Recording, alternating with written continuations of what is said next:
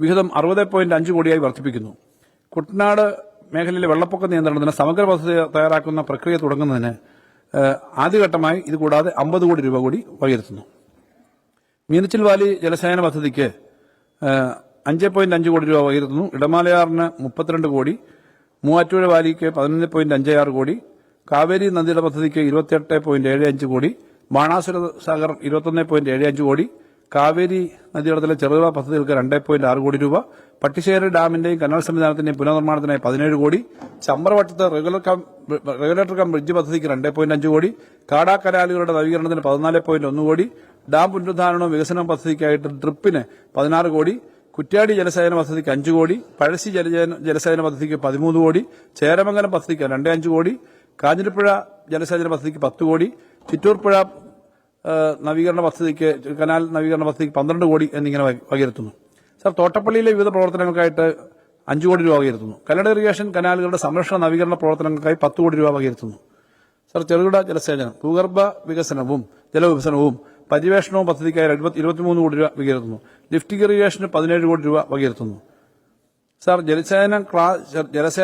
ചെറുകിട ജലസേന ക്ലാസ് 1 പദ്ധതിക്കായിട്ട് 71.1 കോടി രൂപയും ക്ലാസ് 2 പദ്ധതിക്ക് കീഴിൽ തുടർന്നു വരുന്ന പ്രവൃത്തികൾക്ക് പുതിയ പ്രവൃത്തികൾ ഏറ്റെടുക്കുന്നതിന് 22.5 കോടി രൂപയും വകയിരുത്തുന്നു. ഹരിത കേരളം വഴി കുളങ്ങളും ടാങ്കുകളും നവീകരിക്കുന്നതിന് 7.5 കോടി, നബാർഡ് ഫണ്ട് ഉപയോഗിച്ച് നടപ്പിലാക്കുന്ന സൂക്ഷ്മ ജലസേന പദ്ധതികൾക്ക് 16 കോടി രൂപ വർദ്ധിപ്പിച്ച് 46.6 കോടി രൂപയും വകയിരുത്തുന്നു. കുട്ടനാട് മേഖലയിലെ അടിസ്ഥാന സൌകര്യ വികസനത്തിനുള്ള നബാർഡ് RID പദ്ധതിക്ക് 100 കോടി രൂപ വകയിരുത്തുന്നു. തീരദേശ സംരക്ഷണത്തിനുള്ള RIDF പദ്ധതിക്ക് 15 കോടി രൂപ വകയിരുത്തുന്നു.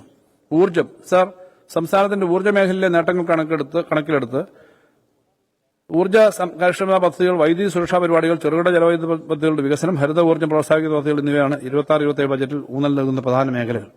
ഊർജ്ജ മേഖലയുടെ വിഹിതം 1309.94 കോടി രൂപയായി ഉയർത്തിയിട്ടുണ്ട്. ഇതിൽ ഊർജ്ജ മേഖല വികസനത്തിനായി KSEB വിവിധ ധനസ്രോതസ്സുകളിലൂടെ 1138.8 കോടി രൂപയും പാരമ്പര്യ രീതിയും പുനരുപയോഗ ഊർജ്ജ സ്രോതസ്സുകൾക്കായി 21.04 കോടി രൂപയാണ് വകയിരുത്തിയിട്ടുള്ളത്. സർ, KSEBയുടെ കീഴിൽ വരുന്ന വിവിധ പദ്ധതികൾ നടപ്പിലാക്കുന്നതിനായി 1238.8 കോടി രൂപ വകയിരുത്തുന്നു. സംസ്ഥാന വിഹിതം നൽകുന്ന പദ്ധതികളിൽ battery energy storage system, smart മീറ്ററുകൾ സ്ഥാപിക്കൽ, പമ്പ്ഡ് സ്റ്റോറേജ് പദ്ധതികൾ എന്നീ 3 പുതിയ പദ്ധതികൾക്കായിട്ട് യഥാക്രമം 5 കോടി, 32.22 കോടിയും 5 കോടി രൂപയും വകയിരുത്തുന്നു. ബാഹ്യ സഹായ പദ്ധതികളായ എനർജി എഫിഷ്യൻസി ഇന്ത്യൻ ഗ്രിഡിനും ഗ്രീൻ എനർജി കോറിഡോർ 2 പദ്ധതിക്കായിട്ട് 150 കോടി വകയിരുത്തുന്നു. പാരമ്പര്യ ഊർജ്ജ സ്രോതസ്സുകളെ സഹായിക്കുന്ന അനർട്ടിന് 53.18 കോടി. ഇനിയും വൈദ്യുതി പ്രതികരിക്കാൻ ബാക്കിയുള്ള ആദിവാസി ഊരുകളിലെ ജനങ്ങളുടെ ജീവിത നിലവാരം ഉയർത്തുക എന്ന ലക്ഷ്യത്തോടെ സൌരോർജ്ജ വൈദ്യുതീകരണ പദ്ധതിക്കായിട്ട് 7 കോടി രൂപ വെക്കുന്നു. സർ, ഗ്രീൻ ഹൈഡ്രജൻ പദ്ധതിക്കായിട്ട് 7.18 കോടി വകയിരുത്തുന്നു. വൈദ്യുത സുരക്ഷാ പ്രവർത്തനങ്ങൾ നടപ്പിലാക്കുന്നതിന് 9.36 കോടി. മീറ്റർ ടെസ്റ്റിംഗ് സ്റ്റാൻഡേർഡ് ലബോറട്ടറിക്ക് 7.71 കോടി ഇങ്ങനെ എന്ന് വകയിരുത്തുന്നു. സർ, വ്യവസായങ്ങളും ധാതുക്കളും, വ്യവസായ മേഖലകളുടെ ആകെ വിഹിതം 1417.26 കോടി രൂപയാണ്. ഇതിൽ മുൻ വർഷത്തെക്കാളും 122.54 കോടി അധികമാണ്. ധാതുക്കൾക്ക് 8.2 കോടി, സാങ്കേതികവിദ്യയ്ക്കായി 548 കോടി ഉൾപ്പെടെ ആകെ വ്യവസായവും ധാതുക്കളും എന്ന മേഖലയ്ക്ക് 1973.51 കോടി രൂപ വകയിരുത്തുന്നു. മുൻ വർഷത്തേക്കാൾ 154 കോടി രൂപ അധികമാണ്. സർ, സംരംഭ വർഷത്തിന്റെ വികസന കാര്യങ്ങൾ വളരെ ആവേശകരമായിരുന്നു. MSME മേഖലയ്ക്ക് 310.84 കോടിയായിട്ട് വിഹിതം ഉയർത്തിയിട്ടുണ്ട്. സർ, സംസ്ഥാനത്ത് ഇതിനോടകം 3.82 ലക്ഷത്തിലധികം സംരംഭങ്ങൾ ആരംഭിച്ചിട്ടുണ്ട്. ഇതിലൂടെ 25,227.53 കോടിയുടെ നിക്ഷേപം ആകർഷിച്ചു. 8.16 ലക്ഷത്തിന് ആളുകൾക്ക് ജോലി ലഭിച്ചു.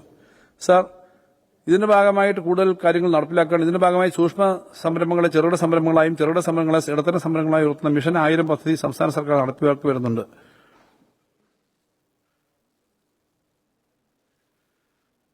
സർ, ഈ പദ്ധതി കൂടുതൽ വിപുലീകരിക്കുന്നതിനായി 35 കോടി രൂപ വകയിരുത്തുന്നു.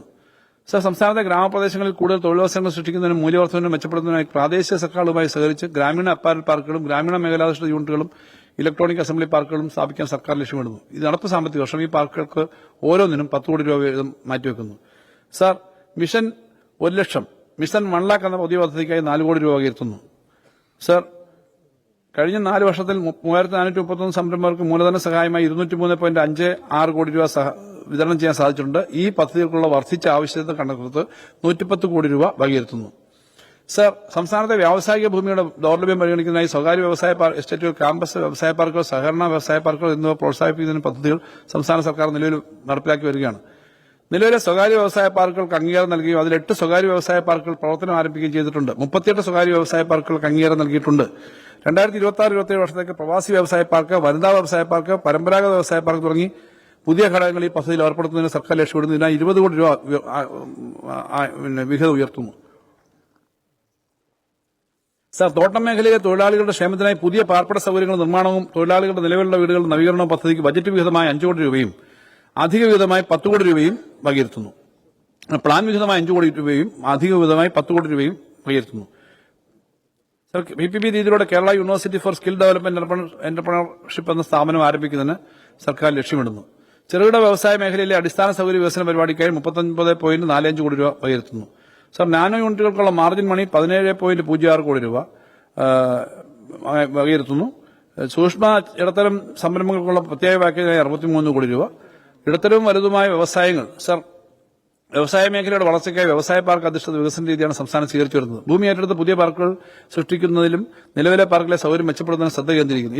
ഇത്തരം വ്യവസായ മേഖലയിൽ പ്രധാനമായും life science park, medical device park, petrol chemical park എന്നിവയുടെ പൂർത്തീകരണത്തിനാണ് മുൻഗണന നൽകിയിരിക്കുന്നത്. സംയോജിത റൈസ് ടെക്നോളജിയുടെ പാർക്കുകളുടെ പൂർത്തീകരണത്തിന് മുൻഗണന നൽകുന്നു. പൂർത്തീകരണത്തോട് അടുത്തിരിക്കുന്ന ഈ പ്രൊജക്ടുകൾക്ക് അധികമായ തുക വകയിരുത്തിയിട്ടുണ്ട്. കൊച്ചി ബാംഗ്ലൂർ ഇടനാഴിയുടെ ഭാഗമായുള്ള കൊച്ചി പാലക്കാട് ഹൈടെക് വ്യവസായ ഇടനാഴിയുടെ വികസനത്തിനായി ആകെ 1710 ഏക്കർ ഏറ്റെടുക്കേണ്ടതിൽ ഇതുവരെ 1350 ഏക്കർ വളരെ ചുരുങ്ങിയ സമയത്തിനകം ഏറ്റെടുത്തിട്ടുണ്ട്. സർ, ഇടത്തരം വൻകിട വ്യവസായങ്ങൾക്ക് 853.74 കോടി വകയിരുത്തുന്നു. ഇതിൽ KSIDCക്ക് 146 കോടിയും പബ്ലിക് സെക്ടർ ട്രാൻസ്ഫോർമേഷനുള്ള 331.1 കോടിയും കിൻഫ്രയ്ക്ക് 363.81 കോടി ഉൾപ്പെടുന്നു. സർ, വിഴിഞ്ഞം അന്താരാഷ്ട്ര വിവിധോദ്ദേശ ആഴക്കടൽ തുറമുഖത്തിന്റെ വികസനത്തിന്റെ ഭാഗമായി വരുന്ന വ്യവസായ ലോജിസ്റ്റിക് അടിസ്ഥാന സൌകര്യ ആവശ്യങ്ങൾക്ക് 17 കോടി ഉയർത്തുന്നു. കൂടാതെ ഇതേ ആവശ്യത്തിന് കുറ്റിച്ചലിൽ 50 ഏക്കർ ഏറ്റെടുക്കുന്നതിനും അടിസ്ഥാന സൌകര്യ വികസനമായി 4 കോടി രൂപ വകയിരുത്തുന്നു. സർ, ഈ പദ്ധതിക്ക് കൂടുതൽ സ്ഥലം ഏറ്റെടുക്കാനായി കിൻഫ്രയ്ക്ക് ഗ്യാരണ്ടി നൽകി വായ്പയെടുത്ത് 1000 കോടി നിക്ഷേപിക്കുവാൻ പദ്ധതി തയ്യാറാക്കും. 100 കോടി രൂപ ഇതിനായി വകയിരുത്തും. നേരത്തെ കഴിഞ്ഞ ബഡ്ജറ്റിൽ പറഞ്ഞിരുന്ന കിഫ്ബി പദ്ധതിക്ക് പുറമെയാണ് സർ ഇപ്പോൾ 1000 കോടി രൂപയുടെയും കൂടി ഒരു പദ്ധതി വിഴിഞ്ഞവുമായി ബന്ധപ്പെട്ട് പ്രഖ്യാപിക്കുന്നത്. സർ, 2 മിനി ഭക്ഷ്യ പാർക്കുകൾ കിൻഫ്ര മുഖേന ഇടുക്കിയിലെ ചെറുതോടിയിൽ മിനി ഭക്ഷ്യ പാർക്ക് സ്ഥാപിക്കുന്നതിന് 4 കോടി രൂപയും എറണാകുളത്ത് കുന്നുകരയിൽ മിനി ഭക്ഷ്യ പാർക്ക് സ്ഥാപിക്കുന്നതിന് 8 കോടി രൂപയും വകയിരുത്തുന്നു. കൊട്ടാരക്കരയിൽ പുതിയ integrated IT cum industrial park സ്ഥാപിക്കുന്നതിന് 10 കോടി രൂപയും കൊല്ലത്തെ വ്യവസായ പാർക്കിന്റെ വിപുലീകരണത്തിന് 10 കോടി രൂപയും വകയിരുത്തുന്നു. കിൻഫ്ര മുഖേന ഇത് നടപ്പിലാക്കുന്നതാണ്. കണ്ണൂരിൽ പുതിയ മൾട്ടി സെക്ടർ ലോജിസ്റ്റിക് സൌകര്യം സ്ഥാപിക്കുന്നതിന് 2.5 കോടി രൂപ വകയിരുത്തുന്നു. കണ്ണൂർ, കാസർഗോഡ്, എറണാകുളം എന്നീ ജില്ലകളിലെ 3 വ്യവസായ പാർക്കുകളുടെ അടിസ്ഥാന സൌകര്യ വികസനത്തിനായി 9.5 കോടി രൂപ വകയിരുത്തുന്നു. 1 ഡിസ്ട്രിക്ട് 1 പ്രോഡക്റ്റ് എന്ന പദ്ധതിക്കായി 6 കോടി രൂപ വിലയിരുത്തുന്നു.